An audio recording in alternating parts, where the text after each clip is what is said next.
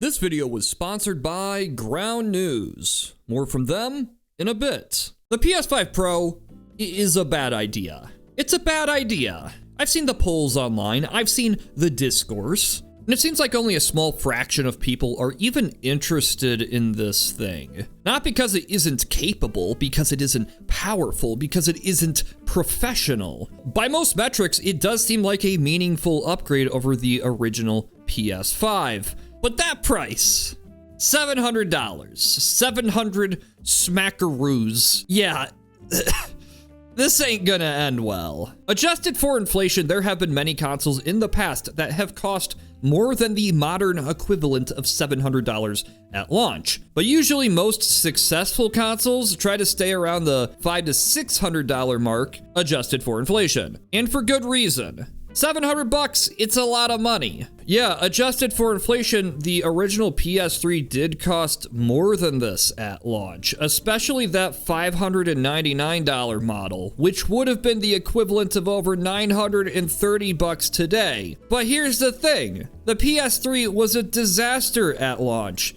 And also, the PS5 Pro doesn't come with a disk drive. No, that'll cost you an additional $80. And all of this is just pricing for the United States. In the UK, this all costs significantly more, adding up to a console that costs over $1,000 with a disk drive. Why does it cost this much? You could blame the death of Moore's Law. Computers in general are getting more expensive. Maybe Sony just wanted to hike up their share price. Maybe Sony saw that people were paying a premium for PS5s when scalpers were getting their hands on them, and they just wanted to see what they could get away with. Or maybe it's the fact that there is no longer serious competition in the console industry. That could be it too. Like I said, initial polls from IGN and social media seem to indicate that a vast majority of people, of consumers, have no interest in buying this thing. $700 is just too much for people to wrap their heads around for a pro console, for a mid-gen refresh, for a thing that plays all the same games that the last box can play, but slightly better. But even with all this backlash, for whatever reason, analysts are still predicting that this thing will be a success. And that seems odd to me. So today, I want to talk about that. I want to talk about why I think the analysts are wrong, why I think this is a bad move, why this is a bad sign for the future of console gaming, and why I always try to stay up to date with what's happening, and Ground News helps a lot with that. Ground News allows you to see at a glance the political leaning and factuality of any given news source. And that's good, because a lot of media is pretty biased. Okay, so recently the new iPhone was announced, the iPhone 16, and Ground News compiled 301 articles about this story. Forbes says, Apple's AI iPhone 16. Apple stock slumps during long-awaited events. Since Ground News lets me see all these different articles at once, I can tell that Forbes is an outlier. They're the only ones that seem to be reporting this information, and they have mixed factuality. And I can quickly see that this was clickbait. Comparatively, CNET, which has high factuality, sticks to the facts. My favorite feature of Ground News, though, is the blind spot. This shows you stories that one political side or the other just isn't reporting on, conveniently. And it's fascinating to see how much news just goes unreported. So try Ground News today and get 40% off the Vantage plan by going to ground.news/husk. Link is in the description. I'm not inherently against the idea of a mid-gen refresh of a pro console. In fact, I think it's a good idea.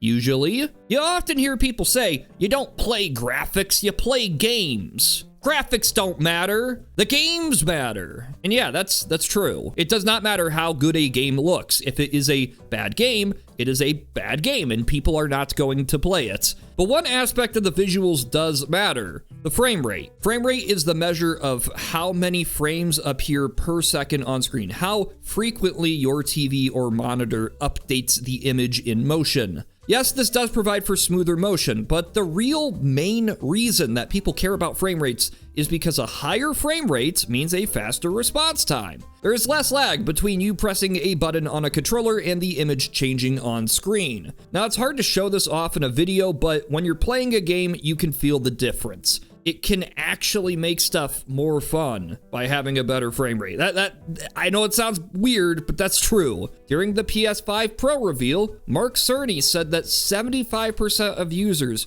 chose a higher frame rate over better visuals when given the choice. This is why at the beginning of the generation, both console manufacturers were insisting that these new boxes were not just targeting 60 FPS, but 120 FPS, allowing for some unprecedented response times for game consoles. But over the years, as games started looking better, got a little bit more demanding, developers had to make a choice. Either target a high frame rate or push for better visuals. Now we're at a point where a game like Space Marine 2 is dropping into the mid-30s and 40s in terms of frame rate on PlayStation 5. All the while, it varies between 720p and 1080p for its internal resolution. Yeah, that's not quite the 8K 120 FPS like Sony promised. So, if this is the case, if games are getting harder to run, if they are running worse on the base hardware, then maybe a Pro console makes sense, right? After all, much of the PlayStation 5's reveal focused on effectively doubling the frame rates of select games, getting both better visual fidelity and effects without compromising that frame rate. Part of this is achieved through AI upscaling, which has been used for a while on PC with stuff like DLSS, alongside a significant boost to the console's GPU, graphics processing unit. But here's the thing. These are select examples of games that will see huge benefits, or maybe not that huge, but benefits. But a lot of them are games from PlayStation Studios. In the list of PlayStation 5 Pro enhanced titles, it's not very long. Not every game is going to see huge upgrades on this PlayStation 5 Pro. Like, let's take Space Marine 2. The reason the game probably has such a low frame rate on PS5 probably isn't because of the GPU, it's probably the CPU. But understand that Sony didn't really focus its efforts on upgrading the PlayStation 5 Pro's CPU from the original box.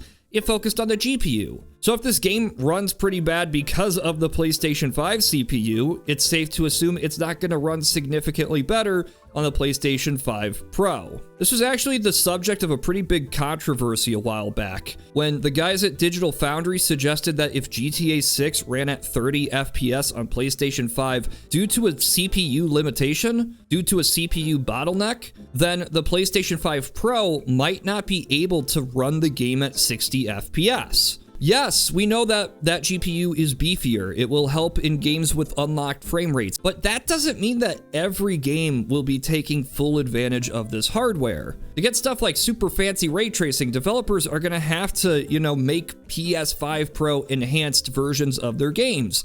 Something they might have no incentive to do if this thing doesn't sell that well, which I don't think it will. Because it's $700. $700 for an upgraded experience that still doesn't guarantee 60 FPS for new games, for titles that might look slightly better, and improvements to ray tracing, when much of the industry is moving to software solutions like Unreal Engine's Lumen system, as opposed to hardware-based ray tracing. So who is this for? I am very interested to see whether there is a significant number of people who find this box appealing. Are there a lot of people out there who are willing to pay this much money for a PS5 Pro, especially when there's a very obvious alternative? If you care about this stuff, if you care about visual fidelity and performance and frame rates and ray tracing and blah-ba-doop-ba-dop, if you have the disposable income to drop $700 on a game console, maybe you should start looking into a PC. Okay, so I am a bit biased here. While I have a soft spot for consoles, I am primarily a PC gamer. And the reason for that is because of stuff like this. I like playing games on consoles for the first few years of a new console's lifespan, when the games are running great at these good frame rates and fancy resolutions. But at some point during the generation, more and more games start running worse and worse and worse. Look, I can play games at 30 FPS. I can play games at 10 FPS. It's not the end of the world to me, but if I have the option to cut the graphics down, to cut down the fancy textures and play at a higher frame rate, I'm gonna do that. Because the game will actually play better and it will feel better and I will have more fun. But on consoles, if it runs like garbage, you're just stuck unless the developers patch the game. There's nothing you can do. So rather than deal with all this, I just decided, okay, I'll go to the PC. And I'm seeing a lot of people who feel the same way. So I do have to address price. If you are gonna build a PC that's going to outperform a PS5 in every single game, it's gonna cost, it might cost you some money. If you want to outperform the PS5 Pro in every single game, it's gonna cost a lot of money. But if you just want to play at a better frame rates, might be cheaper than you think. I don't know. Depends how much you think it costs. Like, what happens if the PlayStation 6 is $700?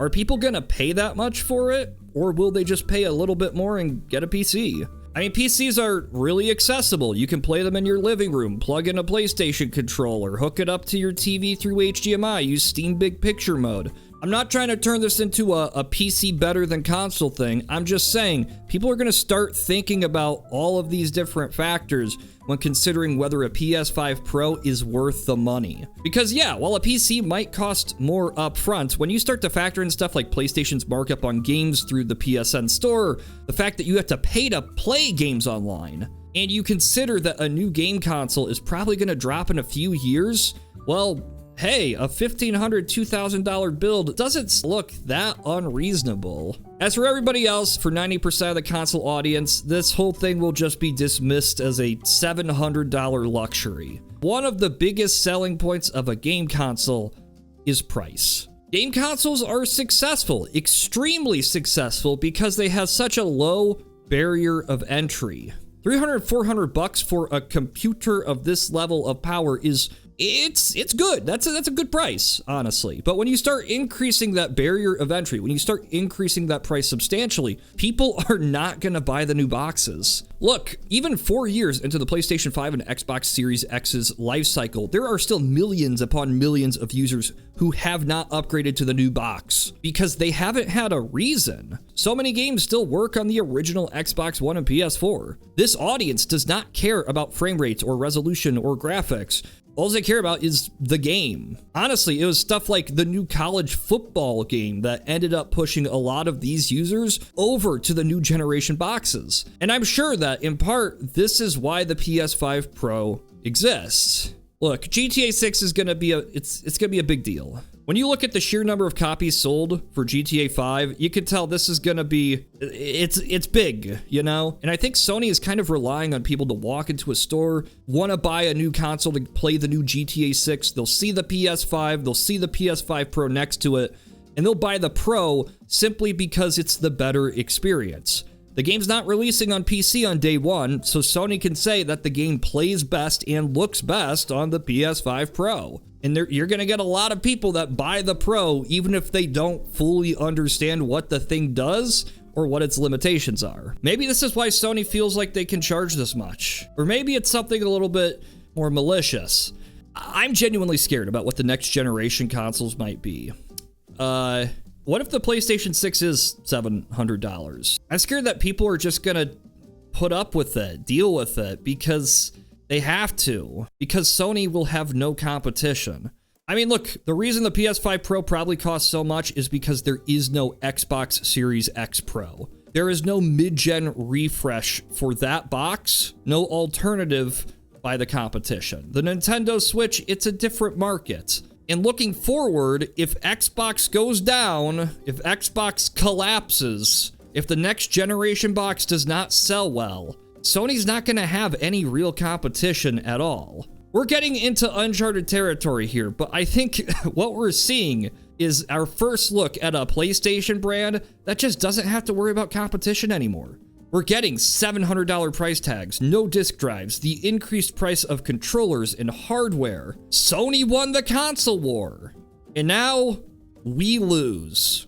Look, I hope I'm wrong. I hope that Sony is maybe just trying to appeal to a small niche within their community. But I can't shake this feeling that they're testing the waters for something else. Trying to see what price point is acceptable for a new game console, to try and see what they can get away with, and that would just be, that's concerning. They should have just made a PS Vita 2 instead. People would have actually liked that. Again, huge thanks to Ground News for sponsoring this video. They're doing great work over there, and right now you can get 40% off the Vantage plan by going to ground.news/husk. Link is in the description. Go check them out.